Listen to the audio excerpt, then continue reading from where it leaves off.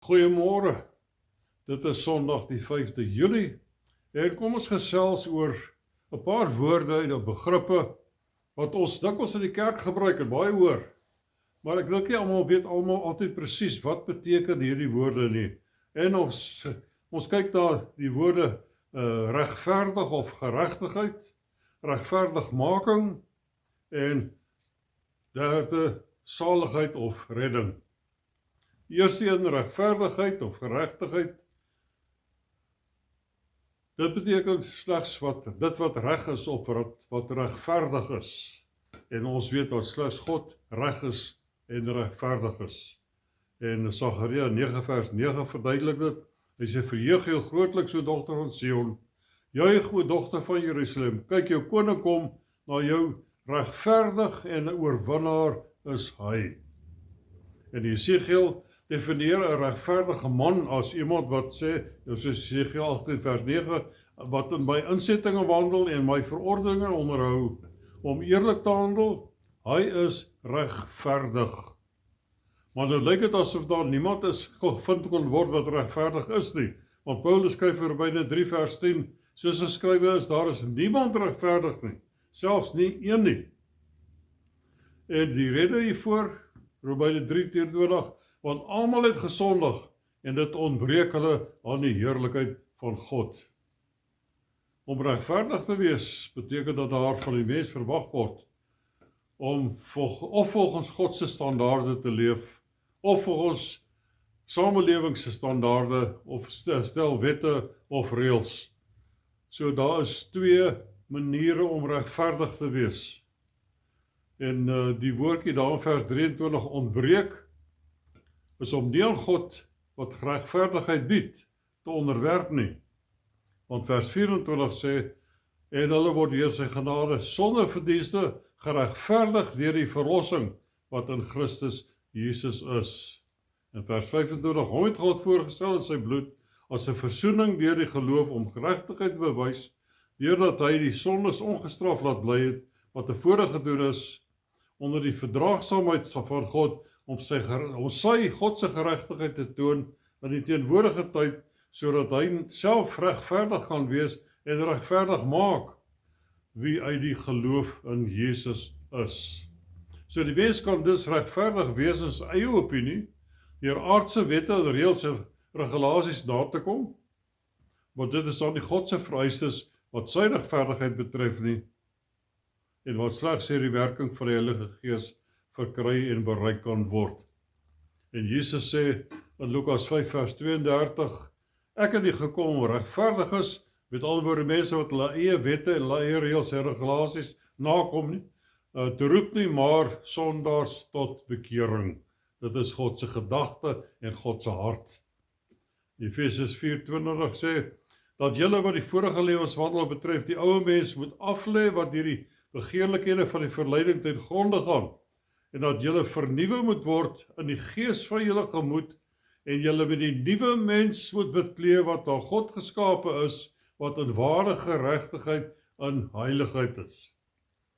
En 2 Korintiërs 5 vers 21, maar hy het hom wat geen sonde geken het nie, sonde vir ons gemaak, sodat ons kan word die geregtigheid van God in hom, in Jesus Christus. So geregtigheid vervul die eis wat God op die mens het, in die geval van die gelowige, in die geval van die ongelowige, is dit sy eie geregtigheid volgens sy eie reëls en wette, aardse wette en gemeenskapslike wette en sovoorts. So geregtigheid staan teenoor ongeregtigheid en wetteloosheid. 2 Korintiërs 6 vers 14, moet nie dieselfde juk trek saam met ongelowiges nie. Hier is 'n baie belangrike skrif, wat ons nie baie van praat nie.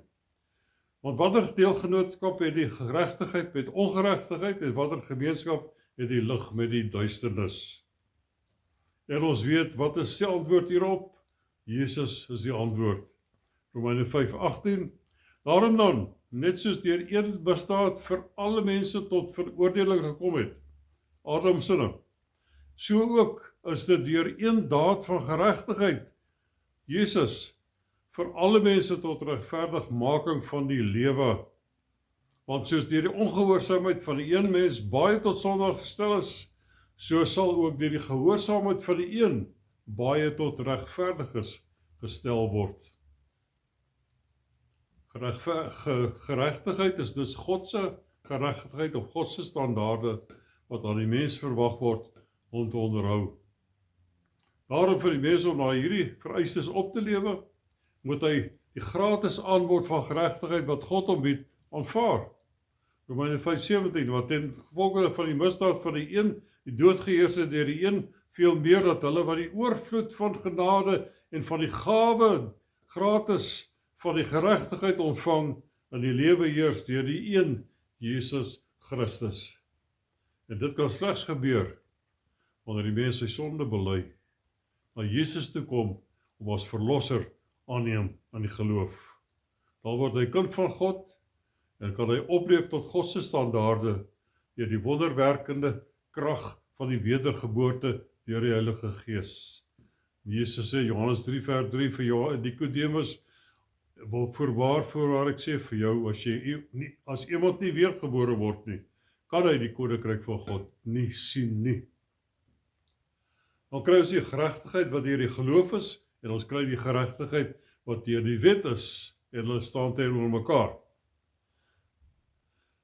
Hierdie erkenning en aanvaarding van God se eis van geregtigheid aan die mens deur die geloof staan teenoor die regverdigmaking deur die wet en die wet se vereistes. Wat is reg? Paulus skryf in Galasiërs 3:21, is die wet dan teen die beloftes van God? Hy sê nee, stellig nie.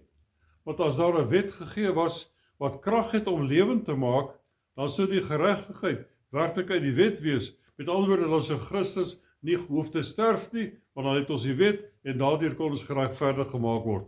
Maar hy het vroeër gesê in Romeine 3, daar is niemand wat regverdig is nie.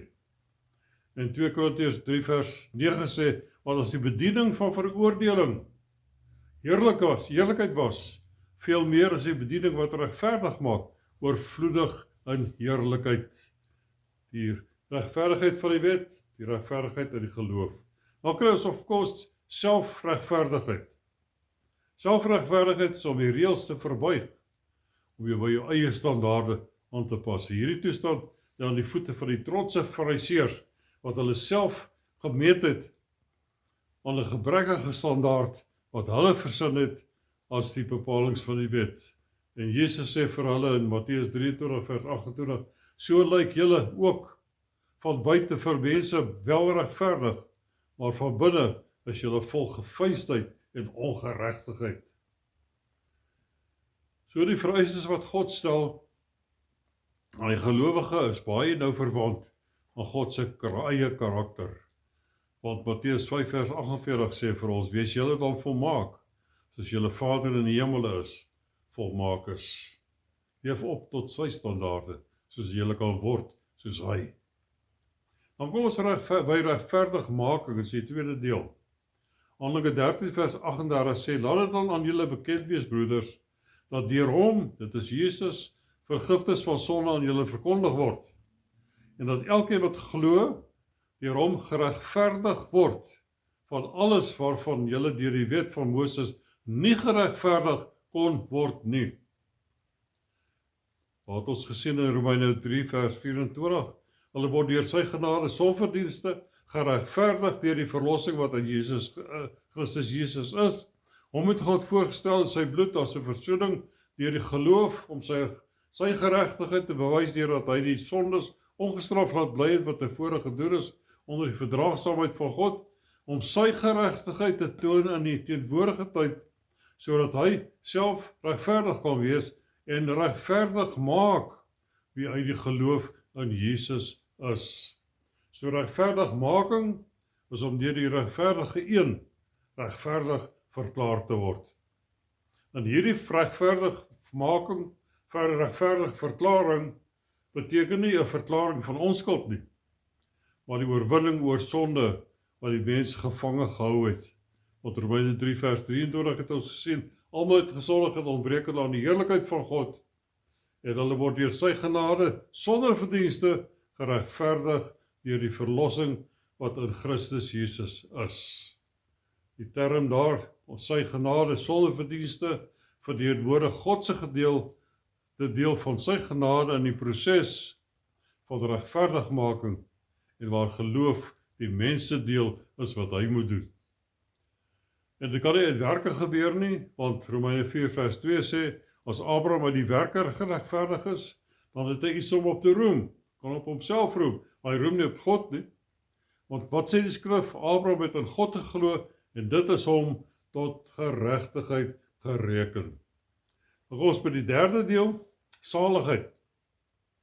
Saligheid is as 'n selfstandige naamwoord, beteken redder of verlosser. Dit beteken ook veiligheid, verlossing, beskerming van gevaar of vernietiging. Volgens die Greek Word Study Dictionary van die Nuwe Testament beteken saligheid verlossing van sonde en sy geestelike gevolge, die inskakeling in die liggaam van Jesus Christus en toegang tot die ewige lewe in die heerlikheid in die koninkryk van God. In Handelinge 4 vers 12 sê die saligheid is in niemand anders nie, want daar is ook geen ander naam onder die hemel wat onder die mense gegee is waardeur ons gered moet word nie. Die apostel Paulus sê ook in Romeine 1 vers 16, want ek skaam my nie oor die evangelie van Christus nie, want dit is 'n krag van God tot redding of tot saligheid, dieselfde woord wat gebruik word hier, vir elkeen wat glo, eerste vir die Jood en ook vir die Griek, want die geregtigheid van God word daarin geopenbaar uit geloof tot geloof, soos geskrywe is, maar die regverdige sal uit die geloof lewe. En Romeine 10 vers 10 sê, want met die hart glo ons tot geregtigheid en met die mond bely ons tot redding of tot saligheid. Ter afsluiting, hierdie woorde wat ons gepraat het, geregtigheid, regverdigmaking, saligheid, kom alles deur geloof in God. En niemand kan daarvoor werk nie, niemand kan daar iets daaraan byvoeg nie. Dit is die werking van die Heilige Gees wat slegs deur geloof aanvaar kan word. Geloof in Jesus Christus. Volgende Sondag gesels ons oor heiligmaking en oor die vrees van die Here. Mag die Here u seën. Ek hoop hier is vir u tot seën. Die Here seën. Amen.